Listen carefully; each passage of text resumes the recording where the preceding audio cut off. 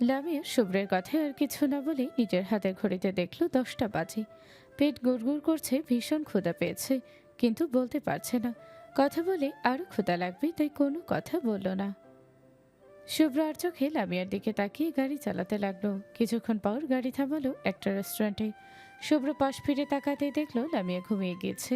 তা দেখে হালকা হেসে পিছনে জ্যাকিকে ফিসফিস করে বলল, তোর মাম্মাকে দেখে রাখ, আমি এক্ষুনি খাবার নিয়ে আসছি।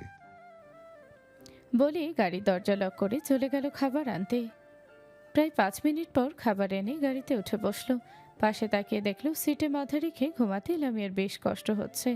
তা দেখে শুভ্র লামিয়াকে আস্তে করে টেনে নিজের কোলে তুলে নিয়ে নিজের বুকে লামিয়ার মাথা চেপে ধরল। বুকের যন্ত্রণা একটু হলেও কমেছে তার। শুভ্র লামিয়ার মাথায় গভীর চুমু দিয়ে শুভ্র লামিয়ার দিকে তাকিয়ে দেখলো গভীর ঘুমে তলিয়ে আছে। এখনই মেয়েকে হাজার ডাকাডাকি করলেও ঘুম ভাঙবে না ম্যাডামের। শুভ্র মুখে হাসি নিয়ে দীর্ঘশ্বাস ফেলে গাড়ি স্টার্ট দিল। এক হাত লামিয়ার মাথার নিজের বুকে চেপে অন্য হাত দিয়ে গাড়ি চালাতে লাগলো সে। বেশ কিছুক্ষণ পর লামিয়া হঠাৎ ঘুমের ঘরে ফুপিয়ে কেঁদে উঠল। লামিয়ার কান্নার শব্দে শুভ্র গাড়ি থামিয়ে অস্থির গলায় বলল, কি হয়েছে ভ্রমর? কাঁদছিস কেন? কি হয়েছে বল আমাকে। লামিয়া ফুপিয়ে কাঁদতে কাঁদতে অস্পষ্ট সুরে বলল, শুভ্র ভাই যাবেন না, যাবেন না, আমাকে ছেড়ে যাবেন না শুভ্র ভাই। শুভ্র লামিয়ার কথা কান পেতে শুনি লামিয়াকে আরো শক্ত করে নিজের বুকে চেপে ধরে বলল, কোথায় যাব তোকে রেখে? কোথাও যাব না আমি। এই তো তোর শুভ্র ভাই তোর কাছেই আছে। কোথাও যায়নি তোর শুভ্র ভাই। লামিয়া ঘুমের ঘরে আরো বেশ কিছুক্ষণ বিড়বিড় করে শান্ত হয়ে শুভ্রের গলা জড়িয়ে ধরে ঘুমিয়ে গেল। লামিয়াকে শান্ত হতে দেখে শুভ্র স্বস্তির শ্বাস ফেলে আবার গাড়ি চালাতে লাগলো। ঘুমা, একটু ভালো লাগবে। ঘুম আসছে না সাফওয়ান। এত চিন্তা করিস কেন? জানি না, তবে ভয় হচ্ছে খুব। কিসের ভয়? আর যদি বোনটার কিছু হয়ে যেত তখন কি হতো? বলে চোখ থেকে দুফোঁটা পানি গড়িয়ে পড়ল হামিদার। সাফন এগিয়ে গিয়ে হামিদার চোখের পানি মুছে দিয়ে বলল, তোর বোন কি তোর মতো ভীতু যে ওর কিছু হয়ে যাবে? আমাদের লামিয়া তো অনেক স্ট্রং গার্ল, ওর নিজেকে রক্ষা করতে জানে। আর আমাদের শুভ্র তো আছেই ওর সাথে, সবসময় ছায়ের মতো থাকে। আর আমাদের শুভ্র থাকতে লামিয়ার কেন ক্ষতি হবে না? তবুও চুপ, একদম চুপ। আর কোনো কথা নয়, আর কান্না নয়। গিয়ে দেখ, তোর বোন শুভ্রর পায়ে পা বেজে ঝগড়া করছে। আর চিন্তা করিস না, তোর বোনের জন্য চিন্তা করার মানুষ আছে। এখন কাছে আয়, দেখি, আমাকে একটু দেখ, আমি কত শুকিয়ে গিয়েছি। বলেই হামিদার কোমর ধরে নিজের কাছে নিয়ে এলো। ছাড়ুন, কি করছেন? কোনো ছাড়াছাড়ি নেই। ছাড়ার জন্য কি বিয়ে করেছি নাকি? বিয়ে করেছি ধরার জন্য, ভালোবাসার জন্য, বাচ্চা পয়দা করার জন্য। উফ, এসব লাগাম ছাড়া কথা কোথা থেকে শিখেছেন আপনি? শিখতে হয় না কিন্তু, বউয়ের সাথে থাকলে পেট থেকে হুড় হুড় করে এই লাগাম ছাড়া কথা বেরিয়ে যায়। বলেই হামিদার শাড়ির আঁচলের পিন খুলে দিল। আরে কি করছেন? চুপ, একদম চুপ। আর একটা কথা বলিস না, তাহলে অনেক খারাপ হয়ে যাবে। হামিদা আর কোনো কথা না বলে চুপ করে বসে থাকলো। হামিদার উন্মুক্ত পেটে সাফন হাত রাখতে হামিদা কেঁপে উঠল। সাফন হামিদার কপালে গভীর চুম্বন এঁকে দিয়ে ফিসফিসিয়ে বলল, আজকে রাতটা আমার তোকে চাই, দিবি? হামিদা মাথা নিচু করে লাজুক হেসে মাথা নাড়াতে সাফন অধরে হাসি ফুটে উঠল। হামিদার ফর্সা গাল দুটো লাল হয়ে গেছে, তা দেখে সাফন হামিদার গালে চুমু দিয়ে ঠোঁটে ঠোঁট ডুবিয়ে দিল। যাক, তোরা সুস্থভাবে আসিস, এটা দেখে ভালো লাগছে। এখন রাখি, পরে কথা হবে। বলেই ফোন কাটলো আবির। লামহা এতক্ষণ আবিরকে পাগল বানিয়ে দিয়েছিল লামিয়াকে দেখার জন্য, তাই শুভ্রকে কল করে লামিয়াকে দেখতেই লামহা শান্ত হলো। লামহাকে শান্ত হতে দেখে আবির এগিয়ে এসে বলল, বোনকে দেখে ভালো লাগছে। হুম। মন ভালো হয়েছে? হুম। তাহলে এখন আমার মনটা ভালো করুন। দেখুন। না দেখালে দেখবো কি করে? সরুন আপনি। বলেই আবিরকে সরিয়ে সামনে এগোতেই আবির লামহার হাত ধরে একদম নিজের কাছে নিয়ে আসলো। লামহা কিছু বলতে যাবে তার আগেই আবির লামহার ঠোঁট নিজের ঠোঁট দিয়ে চেপে ধরলো। লামহা আবিরকে ধাক্কা দিল, কিন্তু আবির ছাড়ল না। বেশ কিছুক্ষণ পর আবির লামহার ঠোঁট ছেড়ে কোলে তুলে নিল। কোথায় নিয়ে যাচ্ছেন? নিচে নামান। খাটে। কেন? আবির লামহাকে বিছানায় ছুঁড়ে ফেলে নিজের গায়ের শার্টটা খুলে ফ্লোরে ফেলে লামহার দিকে তাকিয়ে বাঁকা হেসে বলল। পাশা খেলবো তাই। বলে ঝাঁপিয়ে পড়ল লামহার ওপর। গাড়ি এসে থামলো একটা পুরনো বাড়ির সামনে। শুভ্র লামিয়াকে 5 কোল তুলে খাবারের প্যাকেটটা হাতে তুলে নিয়ে গাড়ি থেকে বেরিয়ে এলো, তার পেছন পেছন জ্যাকি। বাড়ির দরজা খুলে বাড়িতে প্রবেশ করে চলে গেল সিঁড়ি বেয়ে উপরের রুমে। খাবার টেবিলে রেখে লামিয়াকে আস্তে করে বিছানায় শুয়ে দিয়ে গায়ে কমফোর্ট জড়িয়ে দিয়ে আলমারি থেকে কাপড় নিয়ে চলে গেল গোসলে। জ্যাকি বসে বসে পাহারা দিতে লাগলো তার মাম্মাকে। বেশ কিছুক্ষণ পর পিটপিট করে চোখ খুলে তাকালো লামিয়া। আশেপাশে তাকিয়ে পুরো রুম চোখ বোলাতে খট করে বাথরুমের দরজা খোলার শব্দ হলো। লামিয়া চোখ ঘুরিয়ে সেদিকে তাকাতেই দেখলো শুভ্র কোমরে টাওয়াল পেঁচিয়ে আরও একটা টাওয়াল দিয়ে মাথা মুছতে মুছতে বেরিয়ে এলো বাথরুম থেকে। শুভ্রকে এই অবস্থায় দেখে নিজের অজান্তেই লামিয়ার ঠোঁট ফাঁকা হয়ে গেল। অপলক দৃষ্টিতে তাকিয়ে আছে শুভ্রর দিকে। ছেলেরাও এত সুন্দর হয় তা লামিয়ার জানা ছিল না। শুকনো ঠোঁট জিহবা দিয়ে ভিজিয়ে নিয়ে শুকনো ঠোক গেল। শুভ্র ড্রেসিং টেবিলের সামনে দাঁড়িয়ে আয়নায় লামিয়ার দিকে তাকিয়ে দুষ্ট হেসে বলল। আমি জানি আমি হ্যান্ডসাম, তাই বলে আমাকে আপনি চোখ দিয়ে গিলে খাবেন মিস? শুভ্রের কথাই লামিয়ার হুঁশ ফিরল। দ্রুত চোখ ঘুরিয়ে মুখ বাঁকিয়ে বলল। আপনাকে চোখ দিয়ে গিলে খাবো কেন? দুনিয়াতে কি খাবারের অভাব পড়েছে? না, খাবারের অভাব পড়েনি, তবে আমার মতো হ্যান্ডসাম ছেলের অভাব দুনিয়াতে। ও হ্যালো বিলাতি, আপনি হ্যান্ডসাম কে বলেছে? আপনার হাঁ করে তাকানোই বলে দিয়েছে যে আমি হ্যান্ডসাম। হ্যান্ডসাম না ছাই, আপনার চেয়ে তো আমাদের ওইখানের কালু মিয়াকে হ্যান্ডসাম মনে হয়। হো, তাহলে আপনি ওই কালো মিয়ার দিকেও এই চোখে তাকান? কোন চোখে তাকাই? এই যে একটু আগে যেই চোখে তাকিয়েছিলেন আমার দিকে। আমি মোটেও আপনার দিকে তাকাইনি। আমি তো দেখেছি তাকিয়েছেন, তবে তাকাতেই পারেন, কারণ আমার উপর আপনার একটা হক আছে না? হক? কিসের হক? আপনি আমার মেয়ের মাম্মা, সেই হিসেবে একটা হক আছে। দেখুন, উল্টাপাল্টা কথা বলবেন না, আপনার কথা শুনলেই বিরক্ত লাগে। বলেই বিরক্ত হয়ে বিছানা থেকে উঠে রুম থেকে বের হতেই শুভ্র লামিয়ার হাত টেনে নিজের কাছে নিয়ে আসলো। হাত ছাড়ুন ডিটেকটিভ সাহেব। যদি না ছাড়ি তাহলে কি করবেন? আপনার নাক ফাটিয়ে ফেলবো, ফালতু লোক, ছাড়ুন হাত। শুভ্র হাত বাড়িয়ে লামিয়ার গালে আলতো করে স্পর্শ করতেই লামিয়া ব্যথায় চোখমুখ কুচকে ফেলল। শুভ্র এক হাত দিয়ে লামিয়ার হাত ধরে ড্রেসিং টেবিলে ড্রয়ার থেকে মলম বের করে লামিয়াকে টেনে বিছানায় বসিয়ে দিয়ে আলতো হাতে মলম লাগিয়ে দিতে লাগলো। লামিয়া চুপচাপ বসে রইল। শুভ্র মলম দেওয়া শেষে লামিয়ার দিকে তাকালো, হাত বাড়িয়ে ঠোঁটের কোণে হাত রাখতেই লামিয়া চোখ বুজে ফেল। শুভ্র কেমন ঘোর লাগা এক দৃষ্টিতে তাকিয়ে রইল লামিয়ার ঠোঁটের দিকে। লামিয়া পিট করে চোখ খুলতেই শুভ্রের দিকে তাকিয়ে কপালে ভাঁজ ফেল। লামিয়া একটু পিছিয়ে যেতেই শুভ্র লামিয়ার থুতনি চেপে ধরে আস্তে আস্তে নিজের ঠোঁট লামিয়ার ঠোঁটের দিকে এগিয়ে নিতেই লামিয়া শুভ্রর কপালে নিজের কপাল দিয়ে জোরে বাড়ি মেরে দিতেই শুভ্র ব্যথায় কপাল চেপে ধরে। লামিয়ার সুযোগ বুঝে উঠে দৌড় দিয়ে দরজার সামনে দাঁড়িয়ে বলল।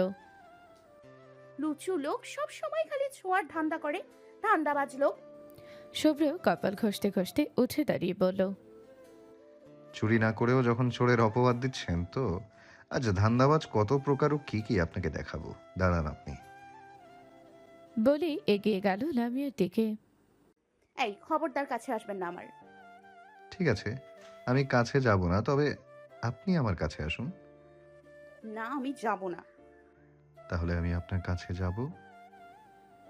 বলে লামিয়ার দিকে এগিয়ে যেতে লামিয়া দৌড় দিতে যাবে, পায়ে পা বেজে থাপ করে ফ্লোরে পড়ে গিয়ে কুকড়ে উঠল হাঁটু ধরে।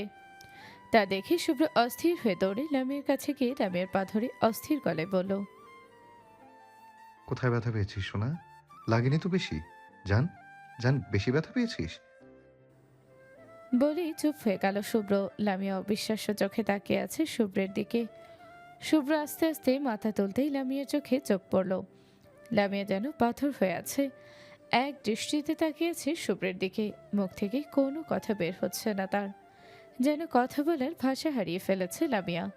বাকরুদ্ধ হয়ে তাকিয়ে আছে শুভ্রের দিকে। তা দেখে শুভ্র ভিতরে ভিতরে আরো অস্থির হয়ে উঠল। আজকে তাহলে সব শেষ হয়ে গেল ভেবেই শুভ্রর বুক মুচড়ে উঠল।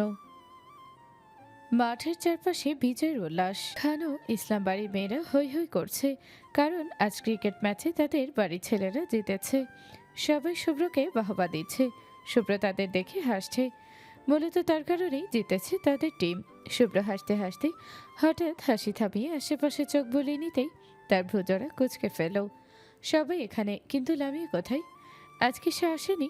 না না, ক্রিকেট ম্যাচ থাকলেই তো লামিয়া সবার আগে দৌড়ে আসে তার শুভ্র ভাইয়ের খেলা দেখতে। তাহলে আজকে কোথায় সে ভেবেই শুভ্র হামিদার দিকে তাকে লামিয়া কোথায় জিজ্ঞেস করতে যাবে, তার আগেই পেছন থেকে ডাক শুনতে পেল। তুলবো ভাই, ভাই তুলবো, তুমি জিতেছো। বলতে বলতে ছোট ছোট পায়ে দৌড়ে আসছে 5 বছরের লামিয়া। ডাক শুনে শুভ্র মুচকি হেসে পিছনে ঘুরে লামিয়াকে তাকাতেই তার মুখের হাসি উড়ে গেল, কারণ লামিয়ার সামনেই দাঁড়িয়ে আছে সাকিব। লামিয়া বিরক্ত হয়ে অন্য দিক দিয়ে শুভ্রের দিকে যেতে চাইছে, কিন্তু সাকিব তাকে যেতে দিচ্ছে না। তা দেখে শুভ্রের ভীষণ রাগ হলো, তাই রেগে চেঁচিয়ে উঠল। সাকিব, ওর সামনে থেকে সরে দাঁড়া। ওকে বিরক্ত করিস না। ওকে বিরক্ত করা আমার মোটেও পছন্দ না। তাই ভালো ভালো বলছি, সরে দাঁড়া, নয়তো খুব খারাপ হবে। শুভ্রের কথা শুনে সাকিব ঘাড় ঘুরিয়ে শয়তানি হাসি দিয়ে তাকালো শুভ্রের দিকে। সাকিব শুভ্রর চিরশত্রু। একটু আগে সাকিবও তার দলকেই হারিয়েছে শুভ্ররা। প্রতিবারই হেরে যায় তারা শুভ্রের দলের কাছে। এতে সাকিব শুভ্রের উপর একবার অনেক খেপেছে। এতক্ষণ সাকিব চুপচাপ দাঁড়িয়ে দাঁড়িয়ে জ্বলতে জ্বলতে দেখছিল তাদের আনন্দ উল্লাস। হঠাৎ লামিয়াকে দেখতে পেয়ে মনের মধ্যে শয়তানি বুদ্ধি এসে ভর করল, কারণ এখানে সবাই জানে লামিয়া শুভ্রর জান। লামিয়াকে বিরক্ত করলে শুভ্র তো সহ্য করতে পারবে না, আর শুভ্রকে রাগানোর জন্যই লামিয়াকে আটকেছে সাকিব। শুভ্রের কথা শুনে খানার ইসলাম বাড়ির ছেলেমেয়েরা হইচই থামিয়ে সামনে তাকালো। চলে দাঁড়াও তাকিব ভাই, আমি তুবলু ভাইয়ের কাছে যাব। সাকিবকে সরতে না দেখে লামিয়া বেশ বিরক্ত হয়ে বলে উঠল। সাকিব শুভ্রের দিকে তাকিয়ে বাঁকা হেসে লামিয়ার দিকে তাকিয়ে বলল,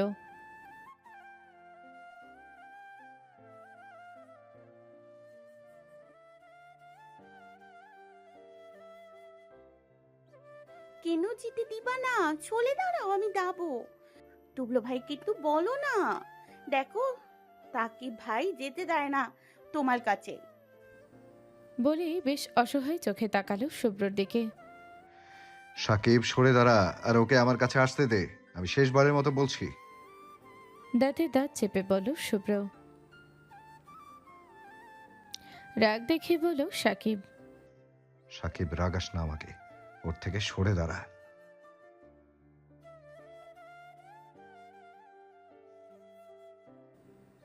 বলে লামিয়ার ছোট ছোট ছুটি করা চুলগুলো টেনে দিল।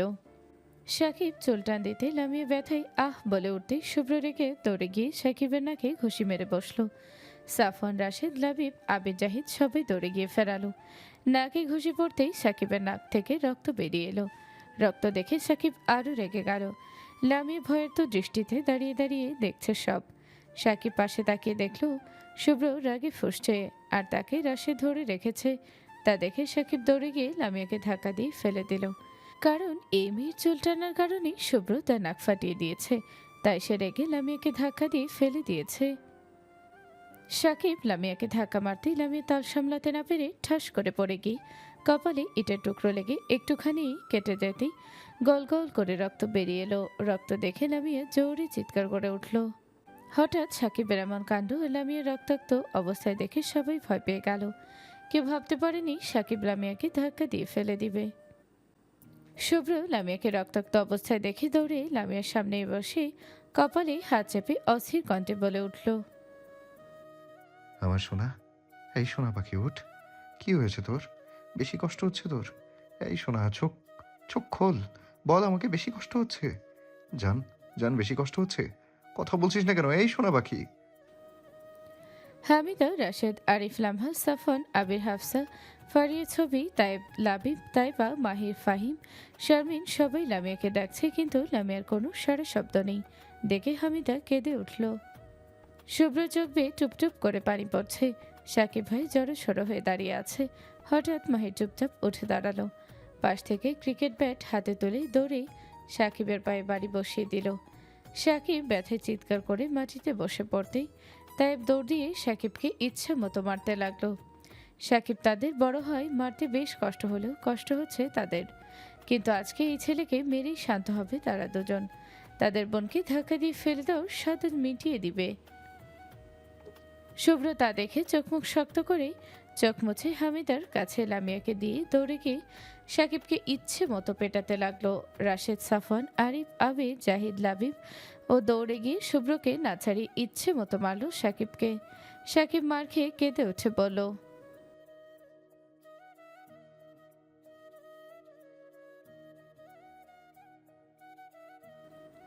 কথা শুনে সবাই থেমে গেল। শুভ্র থামল না। শুভ্র মারতেই আছে সাকিবকে। ছবি বাড়িতে গিয়ে সবাইকে জানাতেই বাড়ির সবাই দৌড়ে এলো। লতিফা বেগম মেয়েকে দেখে কেঁদে উঠল। হামিদ সাহেব লামিয়াকে কোলে তুলে দ্রুত হসপিটালে নিয়ে গেল দ্রুত। সেই সাথে বাড়ির সবাই। শুভ্রকে সাকিবের সাথে সরিয়ে নিয়ে শুভ্রর হাত ধরে সবার সাথে চলে গেল হাসপাতালে। ডক্টর লামিয়ার কপাল ড্রেসিং করে দিয়ে বলল, ভয়ের কিছু নেই, একটুখানি কেটে গিয়েছে, আর রক্ত দেখে ভয়ে জ্ঞান হারিয়ে ফেলেছে, একটু পরে জ্ঞান ফিরবে, চিন্তা করবেন না। বলেই ডক্টর চলে গেল। মা, মা ওর কিছু হবে না তো? মা, ও চোখ খুলছে না কেন? মায়ের কোলে মুখ গুজে ডুকরে কেঁদে কেঁদে বলল শুভ্র। কিছু হবে না বাবা, ও ভয় পেয়ে জ্ঞান হারিয়ে ফেলেছে। বাবা কান্না করো না, একটু পর দেখবে চোখ খুলবে। শুভ্রের মাথায় হাত বুলিয়ে দিতে দিতে বলল শুভ্রা। মায়ের কথায় শুভ্র কান্না থামালেও মন শান্ত করতে পারছে না। মন তার অস্থির হয়ে আছে। যতক্ষণ পর্যন্ত লামিয়ার জ্ঞান না ফিরবে ততক্ষণ পর্যন্ত সে স্থির থাকতে পারবে না। লতিফা বেগমের কোলে লামিয়া গভীর ঘুমে তলিয়ে আছে। শুভ্র ছলছল চোখে তাকালো লামিয়ার দিকে। পাজিটা তাকে কাঁদিয়ে দেখো কিভাবে ঘুমিয়ে আছে মায়ের কোলে। আর এই সাকিবকে আমি ছাড়বো না ভেবেই চোখ মুখ শক্ত করে বলল শুভ্র। কিছুক্ষণ পর লামিয়াকে নিয়ে সবাই বাড়িতে ফিরল। লামিয়ার এখনো ঘুম ভাঙেনি। এই নিয়ে শুভ্র আরও অস্থির হয়ে উঠেছে। সে ভীষণ ছটফট করছে। তা দেখে লতিফা বেগম লামিয়াকে বিছানায় শুয়ে দিয়ে শুভ্রকে নিজের কাছে টেনে মাথায় হাত বুলিয়ে বেশ নরম গলায় সুরে বলল, এমন ছটফট করছিস কেন আব্বা? জানি না, ভালো লাগছে না আমার। কেন লাগছে না? জানি না মামুনি, কিন্তু আমার না বুকে অনেক কষ্ট হচ্ছে কেন জানি। তোমার মেয়ের কিছু হলে আমার ভালো লাগে না। লতিফা বেগম না চাইতেও ফিক করে হেসে উঠল। শুভ্র তা দেখে মুখ ফুলিয়ে বলল, ওইখানে তোমার মেয়ে পড়ে আছে আর তুমি হাসছো মামুনি? না না, কোথায় হাসছি বাপ, একদম হাসিনি আমি। বলে হাসতে হাসতে মুখ চেপে ধরল। বাহিরে থেকে হামিদ সাহেব লতিফা বেগমকে ডাক দিতেই লতিফা বেগম শুভ্রের দিকে তাকিয়ে হেসে বলল, আব্বা, আপনার বউকে একটু দেখে রাখেন, আমি এক্ষুনি আসছি। বলেই বেরিয়ে গেল। লতিফা বেগম বেরিয়ে যেতেই শুভ্র বিছানায় উঠে লামিয়ার পাশে বসে লামিয়ার কপালে হাত রাখতেই লামিয়া পিটপিট করে চোখ খুলে তাকালো। লামিয়া চোখ খুলেছে দেখে শুভ্র যেন প্রাণ ফিরে পেল। শুভ্রের চুপসে যাওয়া মুখে হাসি ফুটল।